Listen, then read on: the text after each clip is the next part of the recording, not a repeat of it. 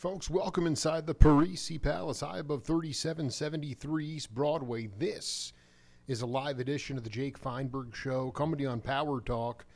Please go to our website, powertalk.live, and download our free app to your smartphone so you can stream all of our live local programming, including Solomon on Blast, the Jim Parisi Show, and yours truly, the Jake Feinberg Show. We can't thank you enough for making this part of your day today, and it's really my honor to bring back a friend of the program, a guy who really has tremendous taste in music and has the ability to kind of, pick and choose the kind of artistic projects that he wants to do, and doesn't have to necessarily be a slave to the music or in any way have to take on jobs or gigs that, he doesn't want to take on. And he continues to inspire today through rhythm and just being a tremendous human being, trying to fight through these dystopic times that we live through, at least here in the United States. Michael Shrieve, welcome back to the Jake Feinberg Show. Thank you, Jake. Thank you for that nice introduction. You make me sound like a wealthy man, like I don't need to work for money. But I mean, but you do. You have a certain aesthetic. I mean, there's certain things certain types of projects that you like to take on, and there's a lot that you don't, and you don't have to take everything. I mean, you're not one of those kinds of musicians that has to play all the gigs just to make ends meet. Well, yeah, I don't want to get into a discussion about I don't have to do it. Nobody has to do it. I just like to do music that I want to do. It's as simple as that. And I think it's gotten more like that the older I get. So I love it as much as ever. I love what I love as much as ever. I hear you. I mean, I'd love you to talk to the audience just in general about, I go see a lot of music today, live music, my peer group and younger. And, it seems like in so many ways the drums have become, obviously just sonically, the volume-wise, they're just louder, but they are no longer, they serve as more of a lead instrument to a degree as opposed to an accompanist instrument. And I wanted you to just talk about your concept of the drums and as an accompanist instrument. Of drums, it always has been, and I still think that that's probably the focus for most drumming, is to be an accompaniment instrument to support a soloist, to support a singer, to support the song, whatever it is that that musician, those drums, whatever environment they're placed in, it still, for the most part, serves as a supportive role. And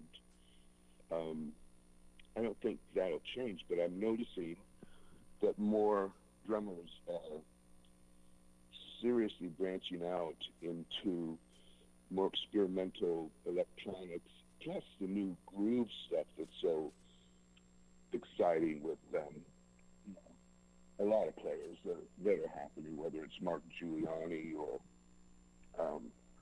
but there's so many of them, really. And I think it's evolving all the time.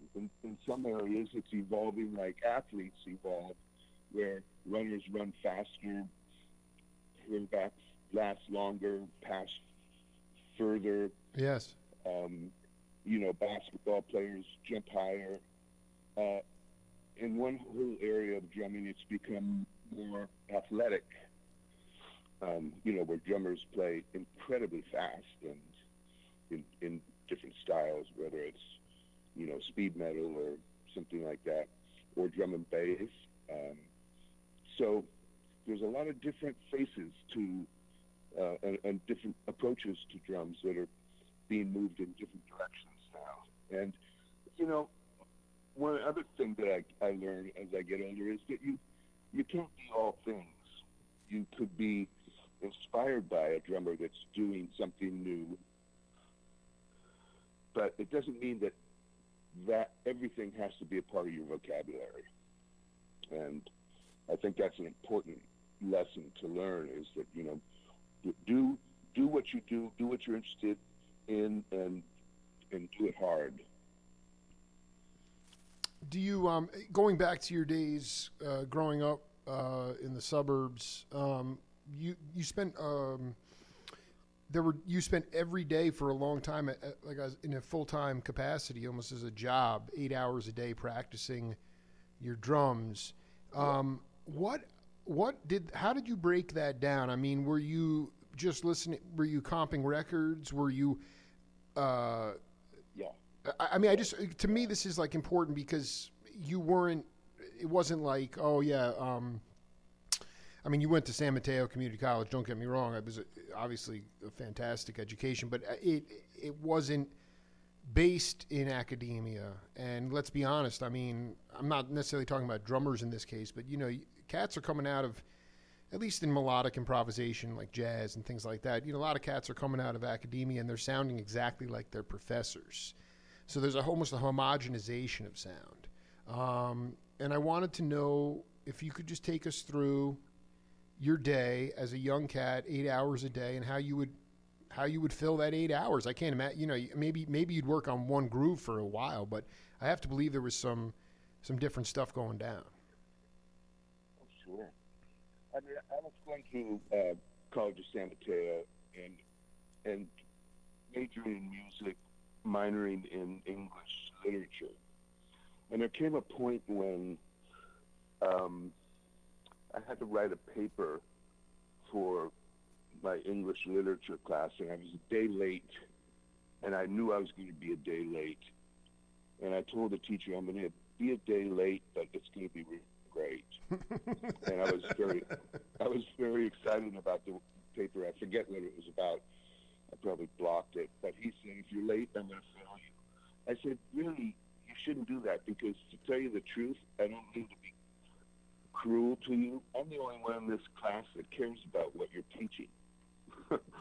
So anyway, he failed me. And I said, that's too bad that you would turn somebody like me off because of a deadline, although I understand you got to do what you got to do. But you really needed to understand that I'm the one that cares most in this whole class about what you're teaching, so that's why it's taking me one more day. He failed me, and I quit school, except for music, except for the big band. And basically, it was kind of like young people and older people. And so with my newfound kind of anger and attitude at the approach this professor took, I said, okay, I'm going to go and I'm going to play the drums, and I'm going to treat it like a job, like straight people. So when my parents went to work, I had the drums set up in the living room, so I set myself to start work on the drums at 8 a.m. every day, just like those people that were going to work. And then by 3 o'clock, I'd pack up and go to school for big band. And then in the evening, I'd play gigs, like at the Poppycock in Palo Alto on University Avenue and the Nairobi Lounge. And so it was all consuming drumming day every day. And what I worked on was, I started to be a jazz drummer at that time. So I have a reel-to-reel tape recorder. I'd make recordings of, Tony Williams with Miles and Max Roach and Elvin and Jack DeJohnette. And I could slow them down to 3 3/4 speed, and I'd slow it down and work on everything as cleanly as possible. And that's how I spent my days for a few years. And actually, I've been thinking about that lately. I've been thinking, like, where was my head? Trying to put myself in that head space of what it's like to do that. Because I'm excited about doing stuff now. It has to do with the drums, but there's more electronics involved. And it means I have to learn a bunch of new stuff. And I'm not the fastest guy in learning new stuff. I think it's got to be something about DNA and certain age Yeah, I mean, come. I mean, you're a day late on that paper. That guy made the biggest mistake of his life. I would have loved to have seen that paper, but I wouldn't even worry. I mean, the idea is that. Let me ask you though, how much you just said it. I mean, how hard is it really to put yourself back in that time? Because really, for the most part, you guys were autodidacts. I mean, it was auditory learning. Today, we are a visual society through and through. I mean, I get that cats are still putting on records, but most cats are going to YouTube and watching stuff. They're not hearing it. They're not. It's not auditory. How much of it? How can you really go back and really put yourself back in that headspace, because it was a different learning medium? Well, that's true. I mean, I'm on YouTube all the time now as well, or I should say, literally every night I go to bed and I put my AirPods in and I go to Instagram. Right. And so I'm checking out what all the guys are doing, whether it's electronic drums or guys like, Zach Danziger and all kinds of guys that are just breaking new ground. And I check them out and I go to bed inspired, so that hopefully I'll wake up inspired to make my own music, to try to make my own way in something. It's just harder. It's harder to learn new things the older you get. And I think that's true with any subject. But I think it's important as we grow older to continue to be curious and learn new things. I mean, it's just good for the brain. And it also proposes a will to live for yourself when you continually be curious and learn about different things and different subjects. But trying to get to that headspace, which I've been trying to do just in the last couple of days, trying to, okay, where was I at? Mm-hmm. Where was my focus? And can you replicate those kind of places in your mind from memory and get back to them? It's like, well, it's an interesting process, but I don't want to get too nerdy about it. No, I mean, that's what I love getting in the weeds, but I mean, like, do you think that it's possible to take the same template you did back in the Redwood City day? That's where you grew up, Redwood City, right? Yeah, I think it is possible. I mean, there's so many variables that, you've got your whole life now in a meditative way, in a lot of ways, so that you get into a space where you're relaxing, and these same things that you worked on when you were 17 years old, you kind of still have to work on when you're older. But you do it differently. You approach it more like a Zen master than as a young drummer, trying to get speed or something like that. Right. So, it's more fulfilling because it's like a meditation rather than a race. Well, again, going back to the sports analogy, it's just like Joe Montana or someone like that. As they got older, the game slows down. So you're less. You don't have to worry so much about your chops. You just become more of almost you're just passing it over here and passing it there. I mean, very much in the flow. I think that just comes with experience and ultimately, letting the music. I mean, did you? Well, here we have a game on this program called Name That Voice. I'm going to put this in for you. It's a brief clip, and then we'll come back and break it down. Michael Shrieve. A great guy and a groundbreaking drummer. I didn't realize, because at the time that Santana was popular, then I heard about the Woodstock thing, right? And I met Michael a couple of times, and I just kind of figured that maybe he played good time. And then I saw a video later of him playing at that same time period, and he was playing like some Elvin-inspired ideas, and it was smoking, man, Smoking. and I'm like, and I didn't find this. I love you, Michael. I'm sorry, I didn't He's know tuning this in, dude. then. He's having a ball. I didn't know this then because we didn't hang out very much. I tend to think that you were like hanging with everyone, but I realized. I think you know who that is. That's Mike Clark. That's Mike Clark. For the kind words, Mike. Well, I mean, what's yeah? I mean, his speaking voice is as distinctive as his musical voice. That was from the Facebook Live interview I did with him about 5 months ago, and it's just if you the best you can remember. I mean, you come on the scene and just like anything else in pop culture, you get like almost. Did you get branded after that solo? And was there a like sort of a peak and valley kind of thing for you after that, where all of a sudden you were thinking, I have to play towards the expectations of what people think I'm known for, as opposed to just getting out of the way of whatever music I was playing? Can you take us through that? Yeah, I mean, obviously, it's sometimes I feel like like a child movie star or something, that a person can't get out of like a role that he played, whether it's Shirley Temple, or that's his name, the director, who's a director now and has worked his way out, but I'm sorry, I forget. Well, no, I was just the only cat that comes to mind is Macaulay Culkin, but I know that's not the cat you're talking about.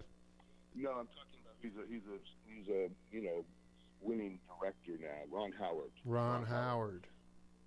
When he played Opie and stuff like that, and anyway, it's the same. You become known for if you become known for something when you're rather young, you get pigeonholed into that situation, and certainly that happened with me with the Woodstock drum solo, and then my work with Santana. But the work with Santana was, I think, for instance, somebody like Mike Clark saying, I figured he had good time, meaning, he's probably a pretty good rock drummer who can keep good time.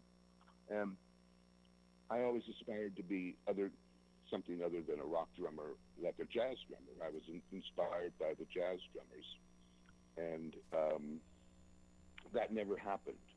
But I brought that into the music of Santana. So even when they did Latin stuff, I never played an authentic Latin. I swung it like a jazz drum. And so it just added a different flavor. But people assume you're kind of a rock band, and that's what you are. And I've always fallen in between jazz drummer. So I definitely fall in between the cracks. And I've really pursued my career in that way, where I'm always curious to meet people that are doing interesting things, and I pursue them to collaborate with them, whether it's Stomy Yamashita or Amon Tobin or even Evelyn Glennie, like you asked about the other day. I pursued her and met with her several times, but we never did do any collaboration. But I'm interested in people. I'm attracted to certain types of artists, even artists that are not musicians, and I'm always curious about what it is that inspires them to do the work that they do. So, I guess what I'm getting at is I've always fallen between the cracks, and I think those are high words coming from the quality and level of drummer as Mike Clark. But I think one of the things is Mike and Lenny White are best friends, and Lenny White and myself were best friends kind of coming up in our 20s. Absolutely. And we're great friends to this day, but we were, he was known as a jazz drummer and I was known as a rock drummer, and we both knew damn well that we were, both of us, drew outside the lines in our particular categories. So I'm not sure if I answered your question. Well, no, I mean, I'm just wondering, I remember, this is not totally analogous, but Merle Briganti from, he was the drummer for Loggins and Musina. They opened for, he thought he really had his stuff together, and they were playing the Boston Commons, and, they played their set in front of a few 100,000 people, or whatever it was, and they were all psyched. And he went to the soundboard, and this band came out, and they were kind of in these, they were wearing, athletic T-shirts and sort of, white, sort of. They sort of just didn't really know what he didn't really know what they were all about, and all of a sudden they just exploded into and it turned out to be Mahavishnu Orchestra with Billy Cobham, and he fell apart. Like, he literally became so depressed because he said, "What a sham I am! I have nothing here." And he went back and he spoke to Milt Holland, who was his mentor in L.A., and Milt basically said to him, he goes, "You're never going to be Billy Cobham, but you know what? Billy Cobham is never going to be Merle Briganti." And I just wonder about if there was a point where, I know you and Elvin got real close, like, later in life. I mean, this is like, you were sneaking through the ceilings when you were a kid and looking outside the jazz workshop. And I'm just wondering if there was somebody... Some of the, because jazz, that word, I mean, it could be Papa Joe Jones, Philly Joe Jones, Tony Williams. There's all sorts of different jazz drummers, but I'm just wondering if there was somebody who, came to you sort of around the early 70s after Woodstock, after Santana was really cooking, and basically said, nobody's going to be Michael Shrieve. Be yourself. I mean, when did that crystallize to just get out of the way of the music and be yourself? Well, I mean, I remember seeing Mahavishnu for the first time as well, and anybody who saw them for, their personal experience, seeing them for the first time was, just by the power of it, thrown to the back wall, up against the wall, and then you'd slide down the wall onto the floor. Yeah. It was so, to use a word that's overused, awesome. Mm-hmm. in the right way. Right. It was awesome, and Billy was otherworldly, superhuman, and they all were. It was just as if they came from another planet. But my reaction to that was, I'll never play like that. I'll never play like that. And so I'm not even going to try. But I noticed that a lot of drummers then, tried to become Billy Cobham clones, which is a very muscular way of playing. Right. Very strong and very clean, and the technique was unbelievable. And I tended more. One of my favorite records coming up was Forest Flower by Charles Lloyd, and trying to emulate Jack DeJohnette as well, because he could play a backbeat, but it was so loose and so fluid, and it wasn't rigid like funk or something. I loved funk, and I loved the James Brown drummers, and I loved R&B, and I played a lot of that stuff. What I didn't play was a lot of rock and roll. Mm-hmm. And so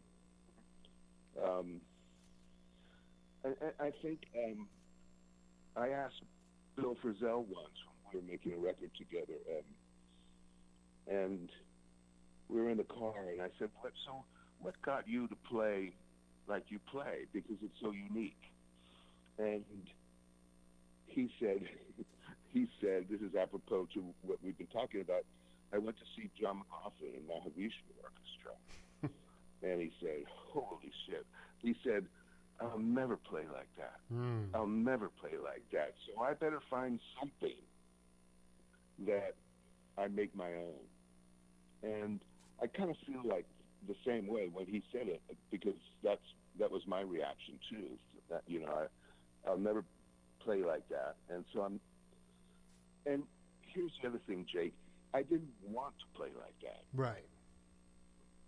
It didn't move me in the same way that Jack or Tony or Elvin or Brian Blades, for instance, more of a contemporary guy. Absolutely. Who plays in that fat. When there's a flow to it, it's different, and I was more attracted to that. I mean, David Garibaldi and I used to live together, and we had our drums together, facing each other in the same room in my house in Mill Valley. And I'm not saying I'm proud of it, but I learned a lot from David, but I aspired to something else, you know?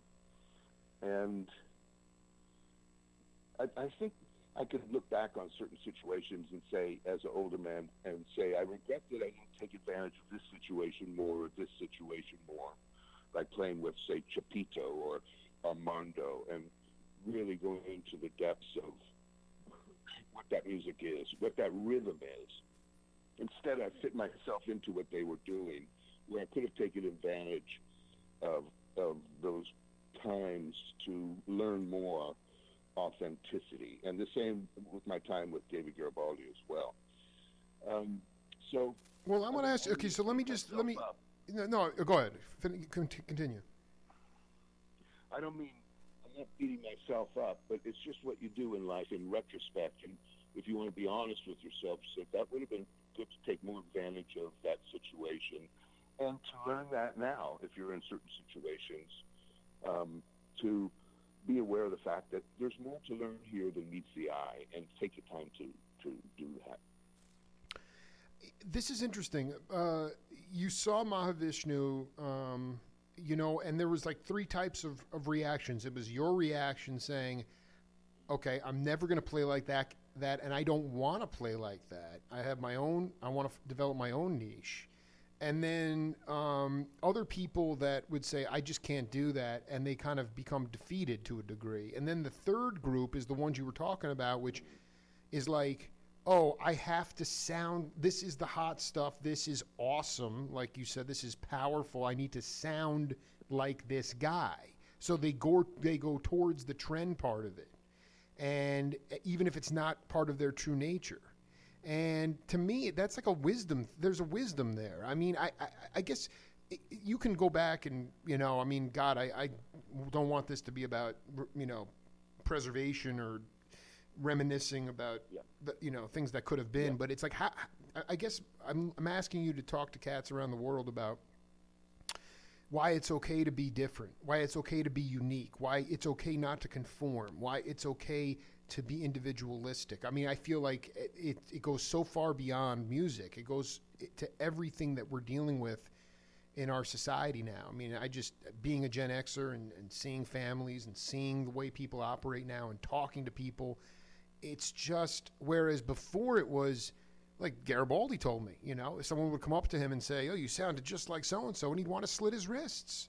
Now that would be almost like a cop, you know, be almost like, you know, so just the idea of why it's okay to be completely individualistic. I mean, that to me, I don't know if you walked out of the concert that night after seeing MO, the orchestra as they were called, and knew right away, or whether, but to me that is a very, you know, sort of elevated and enlightened way to think. And as it relates to music, I think it's important. I just would love you to riff on that idea. Well, you know, I think that it's important to allow yourself to be completely inspired by people that are nothing like yourself, and to take it all in. But I also, I mean, it doesn't mean that you have to lock yourself in a room and not be influenced by anything or anybody, because I'm a fan of music first, so I love discovering new music, new artists, and new approaches, not just drummers. And man, you have to be confident enough, I think, to say, I allow myself to be influenced, and I'll have fun, like, working with some of those materials, but not to try to be like them. And also, I think you need to have a self-awareness enough to know in what way does certain music or musicians touch you. And there's a way that I love to be touched, you know, musically. And it doesn't have to be all the same. It can be very different. I mean, like, for instance, growing up, I loved the Meters and Ziggy. And Huh. I did practice to that stuff a lot, that broken up kind of time that Ziggy is so famous for. Second line, yeah, definitely. So, yeah, and the James Brown stuff, I spent countless hours learning every one of those hit records. But nobody would think of me as being like that kind of funk drummer. So Allow yourself to be inspired. That means you have to be secure with yourself and you have to open your heart too. I mean, it's a very important thing. I think what you're talking about there. It does not have to be the same instrument that you're playing either. I mean, did you go to? Can you give an example? I mean, I know you. We talk about Stomu, who was monster percussionist, avant-garde percussionist. But were you going to Mills College? I mean, was there something that you can point to early on that was inspiring for you? No, I was at a certain point I was aware of Mills College, and in fact I never really. I mean, I wasn't the guy that was like all the way into avant-garde jazz either. Right. I wasn't always like into Archie Shepp and this stuff. I liked what I liked, and I would explore the whole realm, but either something moved me or it didn't, and I didn't beat myself up if it didn't move me. Simple as that. And so I think as you grow older, you need to allow yourself to remain open to being moved instead of being the judge. And when we get older, we are more critical. And sometimes with musicians, I often think it's better to just be a fan of music than be a player of music, because then you're not judging everything all the time. Mm-hmm. And so I often say that to people, parents, who say, my son wants to be a musician, or I want to be a musician. I'm sorry, I never was. And my response is, if you were to be a musician, you would have done it. That's right. It's just the way it is. You either need it or you don't. But if you're not, don't be disappointing yourself. In some ways, it's a blessing, because then you can just enjoy music without criticizing it, and listening to it with the ear of a musician. It's fascinating. There's a really great book that I've got right here that my brother Rich turned me on to. It's by the great Japanese writer Haruki Murakami. Mm-hmm. And it says, absolutely on music, conversations with Seiji Ozawa. So you have one of the greatest living writers, Japanese writers, and I just say Japanese because these are two Japanese men, and in conversation with one of the great conductors of our time. And another thing, before he was a writer, he owned a jazz club in Tokyo, I think, somewhere in Japan. So it's amazing to listen to or read about people who are very accomplished and how they approach it, and how that approach changes over time as well. So, we're talking to Michael Shrieve here on the Jake Feinberg Show, 2019, kicking it off in fine fashion. I wanted to clarify something before, because I keep going through our first three interviews and finding these little nuggets of joy, and you're talking about going into, Reed's Records or wherever you were going into in Berkeley, and you found that Stomu album with the gatefold, and you opened it up, and he was midair with the hair halfway down, and he was playing. And you said again, this is like 1970, early 70s or whatever. And you're like, I put that on at night and listen to it all night. Similar to what now today we have the iPod or the iPad, the smartphone and the headphones, and I'm like, was he knowing you? I was like, Michael probably would get up after were you turning the record over all night? I mean, we're just flipping it back and forth. No, there were certain pieces, and one in particular was called Prison Song, and it was. He was using metallic instruments and chains and this and that, throwing them on for some reason it was beautiful to me, and I just had it on a kind of a loop on that side of the record. I used to do the same thing with a couple of electronic artists, like Four Seasons. Was that Wendy Carlos? You know. Wow. And then you remember what's his name? Another Japanese artist. Electronic artist. By the way, I'm obsessed with Seiji Ozawa, so I love that story you just told. But I'm not, that dude was a badass. But I don't know about, my bag is not that deep as it relates to Japanese electronic artists.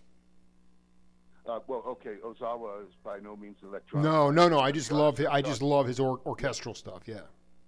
Yeah. His name was Tomita. And, sure. Yes. Yeah. And I used to have that just going. I think I just liked the place it took me, and it would suspend my sleep, would be in sort of suspended animation with this music repeating, and I like that. I mean, now I'll go, as a musician, it's like I could get shot for this, but one of the reasons I enjoy Spotify is because I can discover so much music that I've never heard.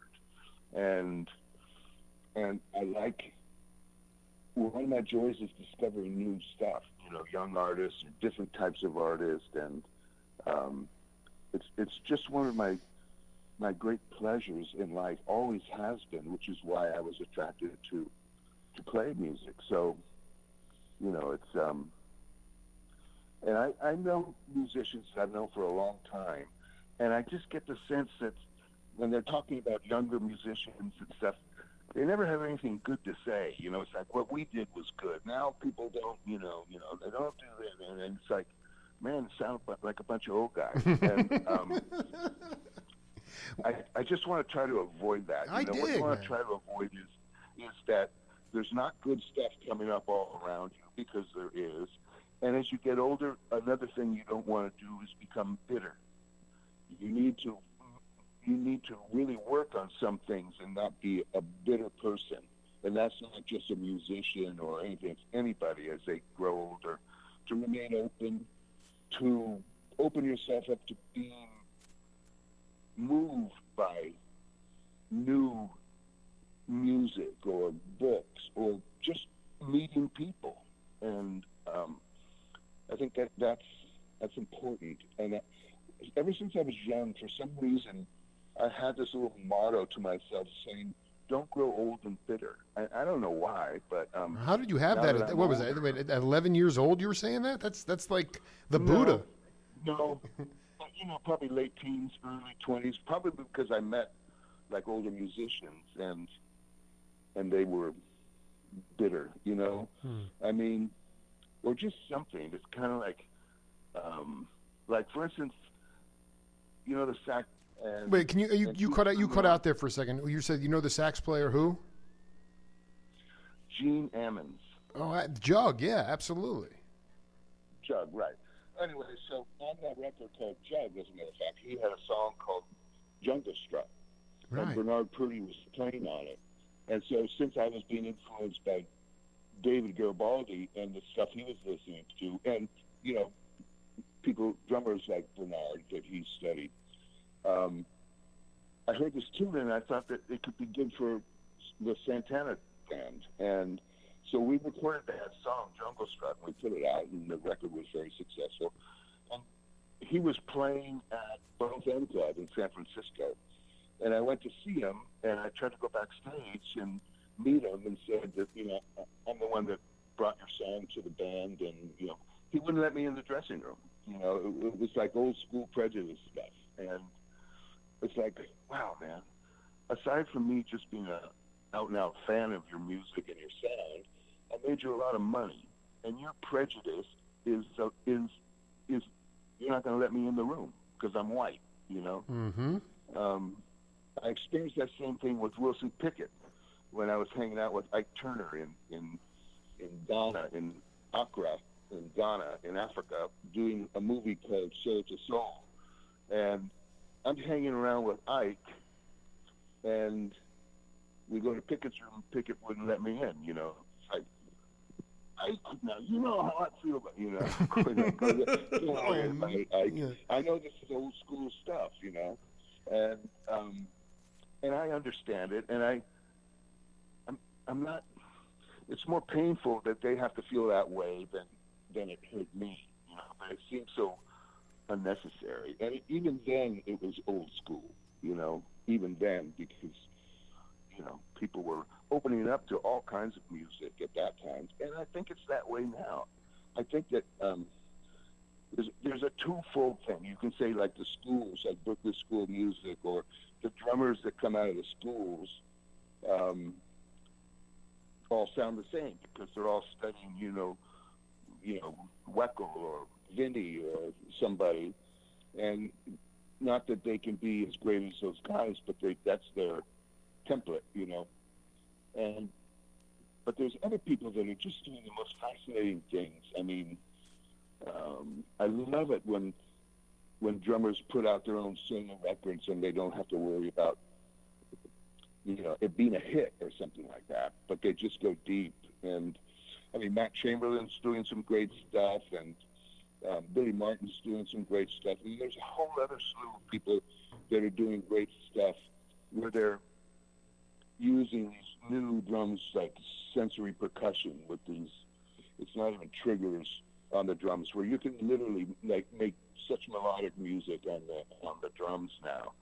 And so what I've been doing is using and trying to learn new software for three different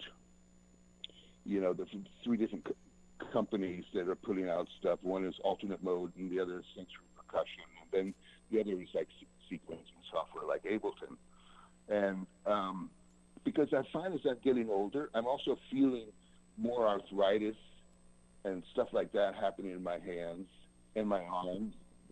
Both my parents had it, and so I'm trying to ensure a way that I can continue to make music outside of just the art of drumming, but using drumming, which is, you know, where I come from. And so I can do that for a longer period of time than having to go through the physicality of having to hit hard. Or you play in a different way, you know. You approach it from where you are instead of saying, you know, instead of wishing that you could be doing something else, approach it from where you are. I love that. I love it, man. Yeah. I mean, I don't want to use the word reverse racism, but I mean, that to me, I guess I always try to go by the motto of like, you know, whatever I'm doing, whether if I go on tour with a band and I'm doing Facebook Lives for them and, you know, trying to promote them, I expect nothing in return in some way. And then I'm not disappointed, or like you said, I felt bad that Gene was in a space where he couldn't even shake my hand, that I was just thought outside the box because I was loving this tune so much. And it really wasn't even about it had nothing to do with the money. It just, to me, was that like, That's unusual. That didn't happen a lot. I mean, this is when I'm best friends with Lenny, and I'd come up since, you know, I grew up in the suburbs, but musicians I played with, a number of them were African American, and I played like I was the only white kid in a club in East Palo Alto in the house band. So it's not like I wasn't familiar with African Americans. It's just that I was so beyond that thinking, and most African Americans were too. And I realized that these particular artists were still, you know, holding the resentment that they probably have every right to hold. Mm-hmm. And so, but I thought it was kind of exciting that, you know, I loved it. It came from him, and so I'm not bragging, but I'm saying, you know, don't you think that's cool? You got this tune of yours, we redid it, and, you know, and I know he made a lot of money from it. So, you know, I'm not trying to make a big deal. It was an observation at the time that... it's stuff. No, listen, I want to tell you something, but it's still happening. Listen, I just went to Pacifica, stayed with Roger Glenn for a week, and was on the road doing Facebook Live interviews, and one of the cats who wouldn't talk to me is Jules Broussard because I'm white. So it hasn't changed. That doesn't make sense. Jules, we worked with Jules a lot in Santana.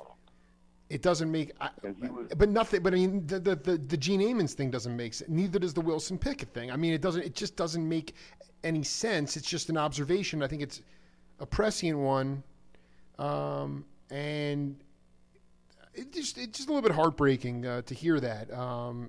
Putting aside all the money and everything else, it's just, that's just. But I go into those things and I always say to myself, I have no expectations. I'm going to do this completely because of free will, because I want to do it, and I want to inspire other people.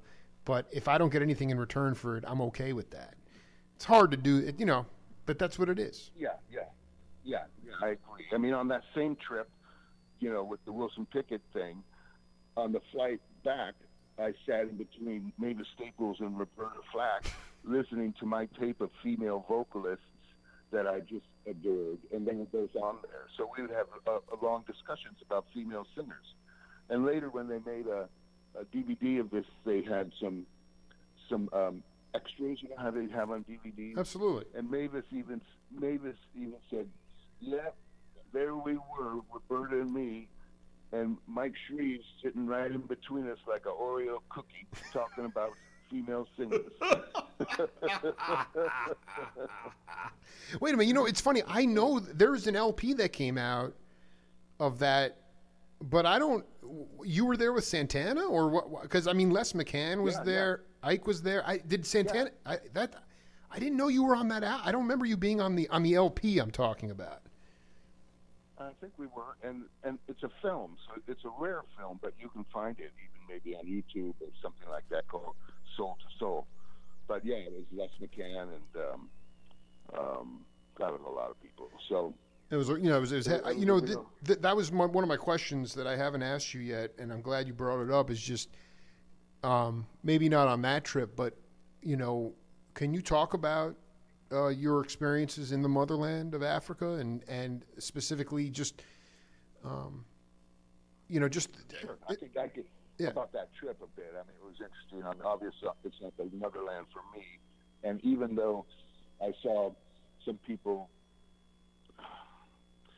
acting like it's the motherland, damn well it really wasn't. Like Wilson Pickett getting off the plane and kissing the ground, and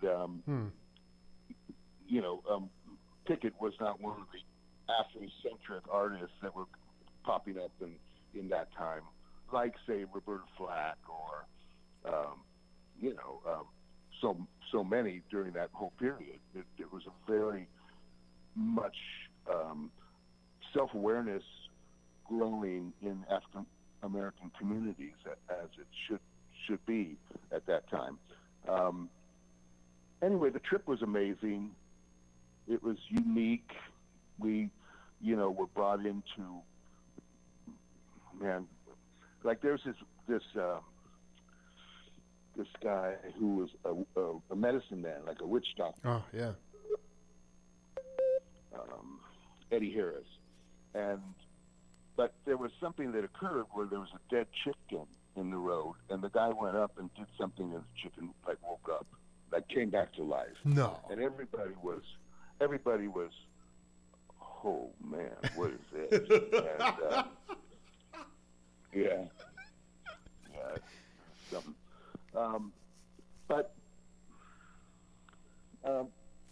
it was beautiful. I mean, it was really beautiful in a lot of ways. And the most popular people were the R&B people, like Wilson Pickett was the star of the show because the Africans loved Pickett and James Brown and the R&B stuff. And that's what they related to. It was interesting. I think Aretha might have been out there. Obviously, Ike and Tina Turner were out there. No, Aretha at that specific point in time was playing the Fillmore in San Francisco with Bernard Purdie and all the great players. Oh, wow. I remember having to miss that show because I was in Africa. I thought it was a great show. They put out a record and everything else, but yeah. No, let me. That time. Yeah. For me, in no way do I want to come off as like some kind of prejudice. It's just an observation, because my my best friends were African Americans. I was playing with them and making music, and everybody I respected musically was African American. So my head was different, just like kids today are different for the most part. Like, look at the new Congress. I mean, look at the new Congress. It's starting to look more like America. I agree. And younger kids have no problem with that whatsoever, and that's a beautiful thing. That's the way it should be. That's where it's the same as music. There's variety, a vast, beautiful variety of the way different races and human beings from different areas and beliefs add to some situation to make it unique. I mean, how boring is it if everybody were the same, or all the music was the same, or everybody's voices were the same? So it's an interesting time we're going through now. There's parts of it that remind me of back in the 60s. Well, that you just brought it up because, again, I was talking about conformity before, and you're riffing on how boring it would be for everyone to look the same and sound the same. And, we have big swaths of parts of this country where, I mean, there is it's a non-culture almost, and things revolve around incredibly limited. I mean, the view is very narrow. And I wonder, like with your folks, I mean, people talk about that whole, music scene that percolated out of the San Francisco Bay Area scene. Did you actually? I mean, what I find interesting is that this election, it seemed like like you said, it's a more of a cross section of America now. It looks like in some ways, and I wonder, did you? One thing I say is the baby boomers refuse to leave the stage and allow younger generations to assert themselves and to start to take leadership positions. And I wonder about the idea if your parents' generation was maybe more square but selfless, or did you actually have to take the mantle, rip it from them, and say, it's our time now? Because I just think that that's really what we're dealing with here, is this idea of a refusal of a more conformist, more ideologically rigid cross-section of our country that refuses to relinquish power to a younger generation. Did you have to actually I know you're doing it musically, but how did your parents' generation exit the stage left, Right. Well, when you say refuse to, give up the mantle of whatever, I mean, if you're talking about musicians and baby boomer musicians, like playing concerts now, they are not relinquishing the stage. The demand for the Rolling Stones and the Eagles and these kind of groups is greater than ever. Right. And that does speak to my generation.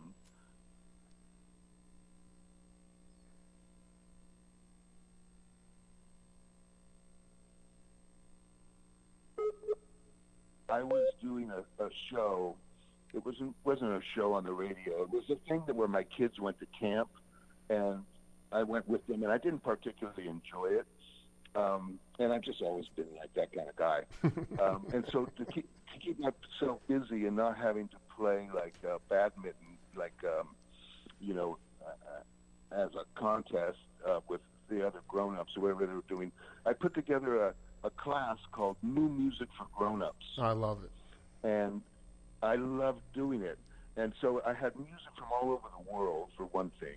And then there'd be other things that I could say. If you like Crosby, Stills, and Nash, you're going to like this group. If you like Jackson Browne, you're going to like this group. If you like this singer, I'm going to play you this female singer from, Peru, or, different stuff like that, where they could relate to it, but it was brand new for them. Exactly. And people loved it. And I think part of the thing is people don't seek it out so much because they're busy, they have families, they have jobs.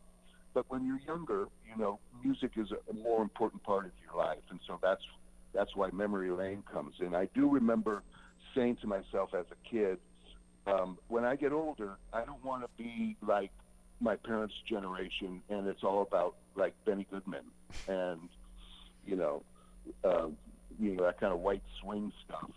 Right. But my father was a huge jazz fan, so that wasn't a problem. And my mother was a big fan of musicals, and so I grew up with musicals too. And I can still like quote lyrics from West Side Story and The Music Man and that stuff. I love all that stuff. But I did, and I don't know why I would make these little vows to myself, but one was, don't be stuck on the music that you love growing up. Like grown-ups are stuck on Benny Goodman or whatever they're into. And so, that encourages me to seek out new music from different people around the world, I mean, I just finished doing a show, a performance at the Benaroya Hall, the Opera Hall here in Symphony in Seattle, just before Thanksgiving. And I played with this Russian gypsy guitar player who I discovered on YouTube 4 years ago, playing street corners throughout Europe. And he moved me so much, I got in touch with him. I got in touch with him. And we used to communicate by email. Like 4 years later, he's playing great cathedrals and concert halls all throughout Europe, England. And then he just did a tour of the States, and we played together one night here without having played together ever before, and not even meeting each other until the night before. And it was one of the most moving things that I experienced in a long time. It's just, I saw these crowds on street corners in Europe, and he would just sit there and play his guitar for hours, and people were transformed. And so now he's built an audience, and now we're going to play Moscow, we're going to play St. Petersburg in Russia, and that is in fantastic, dude. Just don't get tripped up by don't get tripped up by Putin out there. But no, he was busking. He was busking on the streets, and he was he busted all over. He busted in New York. He busted a lot in Mill Valley back in the day. He would go down to Mexico. He would go all kinds of places. And now he's really built up this following, and his music it's not complicated, but it's so sincere and so moving. And he makes it beyond music. He'll even have like a moment or two of complete silence and speak to the audience. And they come reverentially. And it was a beautiful exchange between he and I, and it had never happened before, and we didn't know what would happen, and it turned out to be a very moving experience for he and I and the audience, and so we're going to pursue more of it. But that's why I enjoy, actively looking. And there's some other artists that, I really love, like Sakamoto, Ryuichi Sakamoto, who people have loved for years. But, for instance, there's a great story in the New York Times. Then he stood out as a huge talent. He started doing film scores, and he does all Bernardo, what's his name, Bertolucci's movies, and tons of other stuff. And The Relevant, he did The Relevant. It's just beautiful music. So he would frequent this is a great story. He would frequent this sushi restaurant in New York City that he loved, and he considered the chef, who was the owner of a true artist. And one time the chef came out and he asked him, how's everything? And he said, chef, the food is incredible. You're a master. I just have one thing. Is it possible you could change the music that you're playing in your restaurant? And the chef said, well, why don't you make a playlist? And so he did. Ryuichi made a playlist. So he said, at least when I'm in here, would you play this music? And somebody picked up on it. The New York Times wrote an article about it. Then they made that playlist available on Spotify. Oh, that. Ryuichi. And so the beautiful thing is that he's a master of music, and this is like some music that he loves more than any other, and would like to have it in an environment while he's eating. And it's the most beautiful playlist. It's I guess you could, what's it called? I can find the name of it. It's called the Kajitsu playlist. Kajitsu. And that's spelled Kajitsu.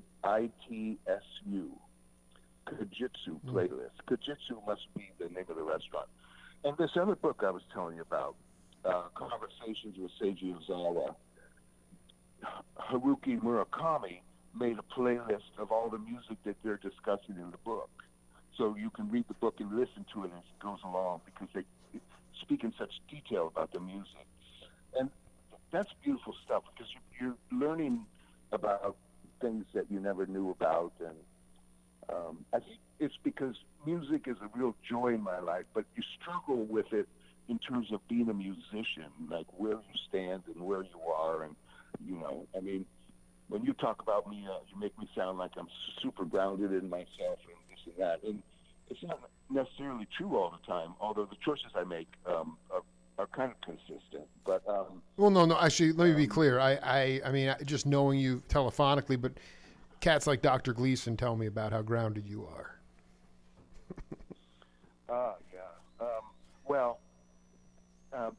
Grounded is one way to or just you're very you just have you like what you like. That's it. That's kind of what it's about. It's independent, and I also think it speaks to the creative workshop that you were doing at the camp, where it's like, I'm not going to spoon feed you Jackson Browne or Crosby, Stills and Nash, or I'm going to give you something new, but it's going to be similar vibe and feel to the old stuff. So you're always just trying to expand your view.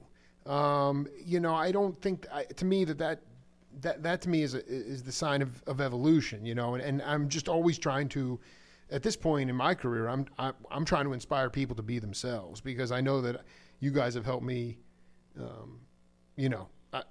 find my own voice and be myself. So I've been doing, since the last time I talked to Michael Shrieve, I've been doing many, many, many radio interviews, and I want you to take a listen to this.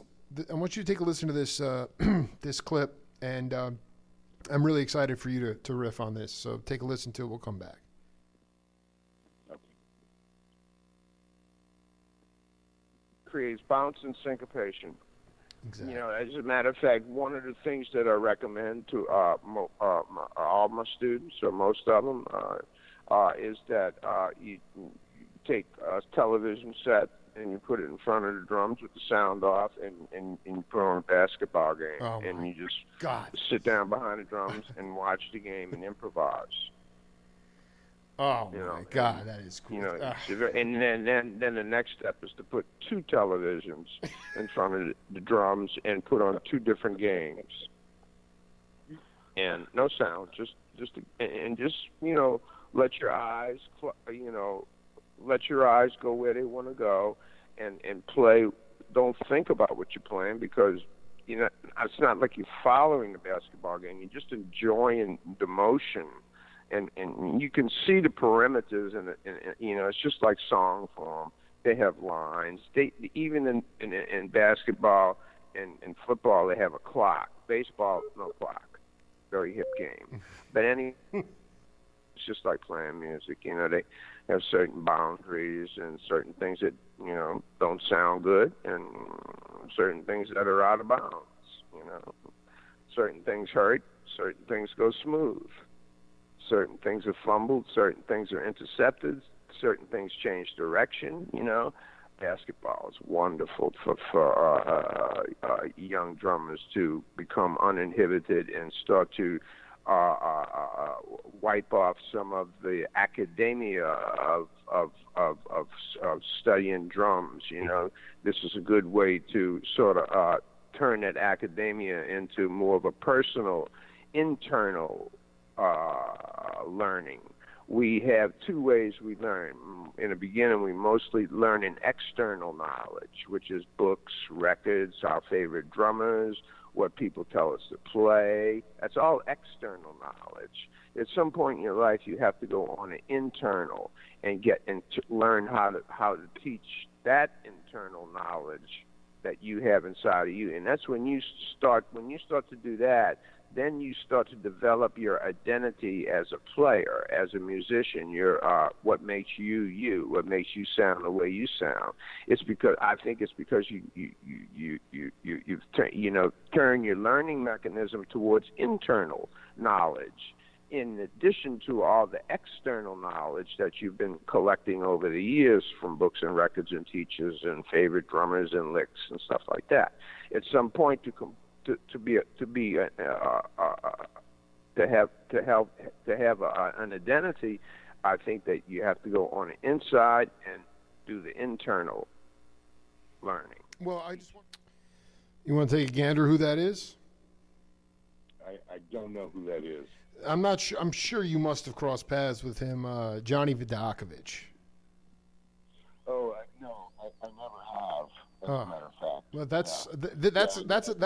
that's a connection I'd like to make. You guys would have a ball together, but I mean, he's talking. I really just want you to talk about the relationship in your mind, not so much the external versus internal learning, but what he was talking about before, which was. And he riffed on baseball as well, the correlation of sports and rhythm and how you've incorporated that over time into your, just the zeitgeist of Michael Shrieve. Well, I haven't. You're not turning the TV. Yeah. Go ahead. What's that? No. I mean, Johnny said for his students, he'll bring in those TVs and turn the sound off and let them just sort of improvise to the flow of the game. Yeah, no, I think that's a wonderful idea. It got really funny when you bring another TV and there's two TVs in there. But there's more than one way to skin a cat, as Elvin Jones used to say. There's more than one way to skin a cat, and and so. I mean, what Johnny is alluding to is, you got to approach it from a whole different angle that is outside of the external stuff, and you have to go inside. And then that means total improv is what he's talking about there. And so there's different approaches, and all of them have their place. So because you need the discipline of studying from the books and working the hands. But then you need to go to places that you're trying new things, and you're not thinking so much. You're just reacting, and I think that's what he's alluding to. But I've never really approached it more, like from an athletic point of view. Although I can appreciate the basketball, and I can appreciate maybe the football. I mean, I mean, he was talking about. I'll have to bring the quote up, but the thing I wanted to the other thing I wanted to ask you about. I know you had a band, you still do, Joe DiOrio and those cats up in Seattle, and Joe Doria. Yeah, I found one of his records. It's just amazingly awesome. I was suggest that you interview him. I'm going to. Masterful musician. Yeah. But this is something from, and I want you to relate this to your band, to your groups, or your any groups. This is from Gary Bartz, my interview with him from Oakland last year. He said, "Did you ever see John Coltrane and McCoy Tyner on stage reading music? You never would." I saw that. Yeah, because you want to go to a play. You want to go to a play and see the actors reading from the script, or to a movie and they're reading from cue cards. If you love this music, you learn this music. Any art form, you don't do it for any other value, then you have to do this. And he goes on and on and on. But I want you to talk about that philosophy of, because what Gary's basically saying is, if you're reading music on a stage, it's just a rehearsal. With your bands, what do you feel about that, and how do you deal with your own bands? I mean, do you make sure that not just the tunes are known, but that they're known enough so that you can get on the stage and then go off into the intergalactic after that? Yeah, I mean, that's always the goal. I mean, we're spellbinded. We'd learn the tunes and we'd rehearse, and then, you want to be tight, but you don't want to make it so that there's not room to breathe, and that's why, frankly, I haven't played with the band in a year. For some reason, I just haven't been doing anything like that, but trying to learn new stuff, and find something new in myself for the past year. I've gone through some kind of change where I'm headed somewhere else, and I'm trying to find out what it is. Oh, that's cool. This thing I did with the guitar player, Yeah. and I want to say his name. His name is Estas Tone, which is ESTAS, and then TONNE, and he's all over YouTube and everything. Wow. So we just met at dinner the night before, and we did a sound check and never played. So it's all heart. It's all just movement and heart and improvising together. And that's it, So there's obviously no sheet music, and we had to react to each other and trust that. I mean, I loved this guy where he was coming from years before I ever met him. So I already felt like I knew him, and we never even spoke until a month before he came to America. So, and if you're talking about somebody like John Coltrane and McCoy Tyner and Elvin and Jimmy Garrison, I mean, they were huge hand-selected because of their supernatural abilities to be able to transcend any written music and communicate together like aliens, I mean, or superhumans. The internal conversation and the sharing of that conversation is nothing less than telepathic. Mm-hmm. And so that's what Gary's talking about, and that's the heart of jazz.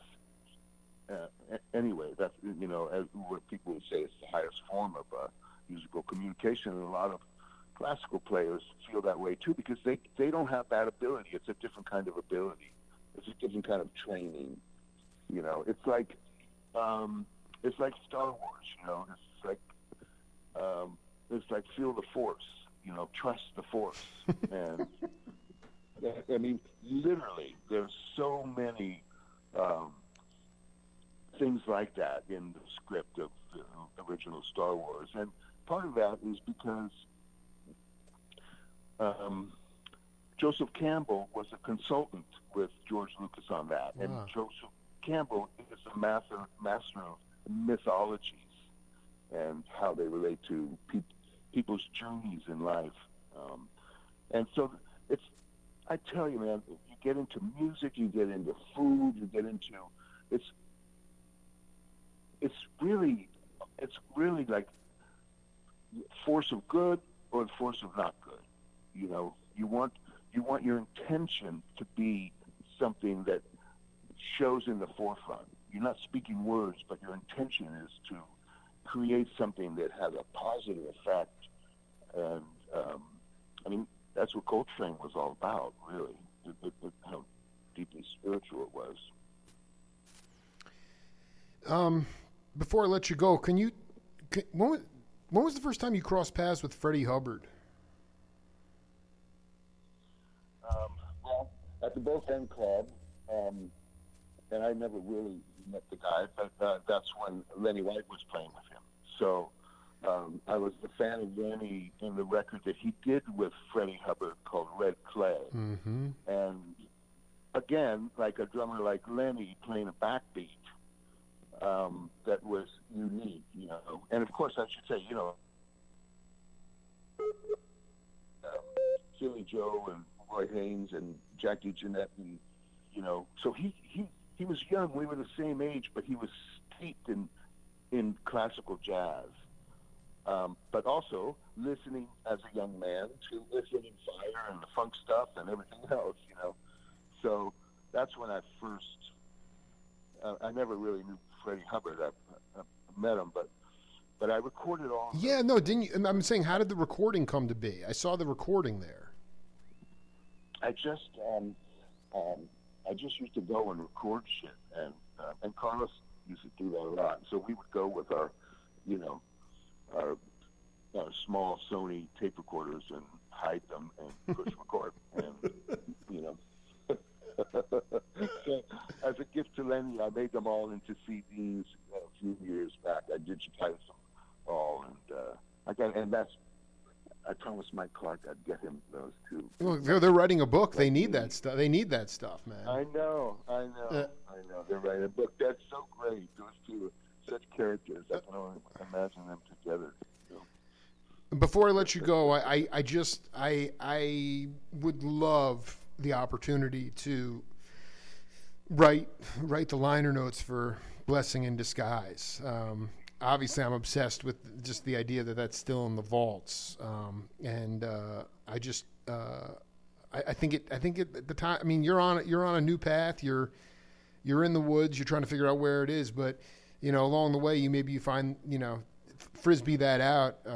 I would just love to be able to take a listen to it and be a part of that, because that is, I mean, between Todd Cochran and Patrick Gleason and Michael Shrieve and Sam Morrison and Kevin Shrieve and Michael Henderson and even what's his name? Earl Clue. Well, Earl too. Yeah, Earl used to stay at my house with Michael.